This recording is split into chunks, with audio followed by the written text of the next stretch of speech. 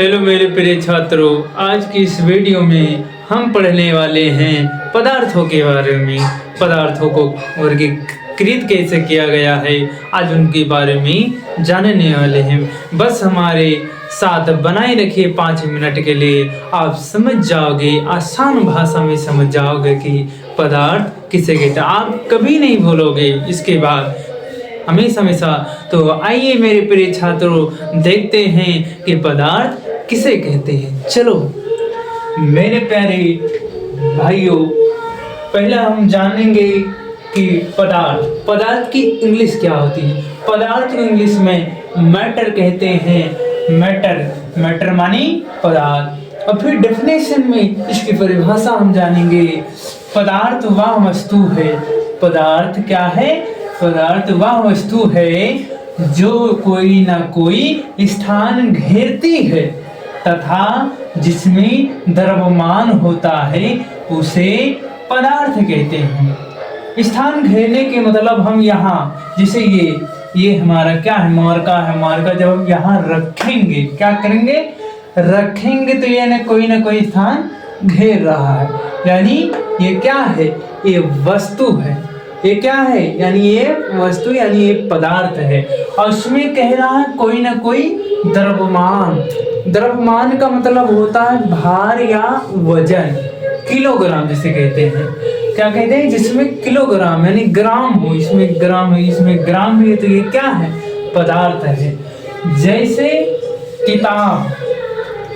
किताब क्या लेते हैं, एक किताब, इसमें ये कोई ना कोई स्थान भी, जिसे रखोगे, ऐसे रखोगे तो ये कोई ना कोई स्थान घेर रही है, और तथा इसमें द्रव्यमान भी है। तो हम कह सकते हैं कि ये क्या है, ये पदार्थ है। क्या है? जैसे बोतल ले लेते हैं, ये भी कोई ना कोई स्थान रखने से घेरेगी, और तथा इसमें द्रव्यमान भी है, तो इसे हम क्या कह सकते हैं, पदार्थ कह सकते हैं। अतः हम कह सकते हैं कि दुनिया की कोई भी वस्तु जो स्थान घेरती है तथा जिसमें द्रव्यमान होता है, उसे पदार्थ कहते हैं। समझ गए मेरे प्यारे बच्चों, मेरे छात्रों, मेरे भाई और बहनों, समझ गए।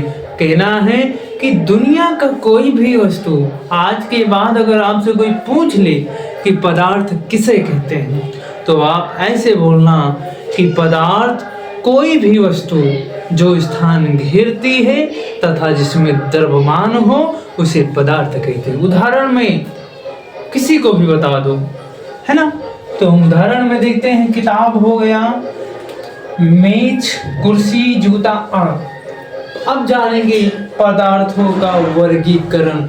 वर्गीकरण का मतलब होता है बेटा अलग अलग करना, यानी एक एक करना, अलग अलग करना, यानी एक एक करना, वर्गीकरण का मतलब होता है। तो पदार्थों का वर्गीकरण 2 भागों में डिवाइड किया गया। कितने? 2। एक है, पहला है भौतिक आधार। पहला क्या है?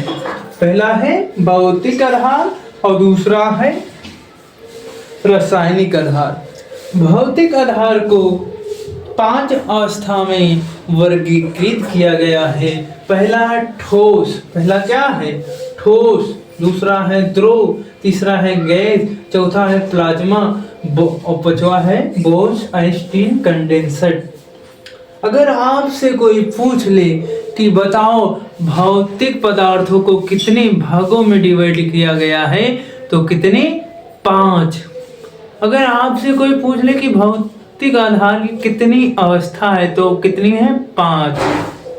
समझ चुके हैं मेरे प्रिय बच्चों। आइए आगे देखते हैं। अब रासायनिक आधार के बारे में जानें। रासायनिक आधार को 3 भागों में डिवाइड किया गया है। पहला है तत्व।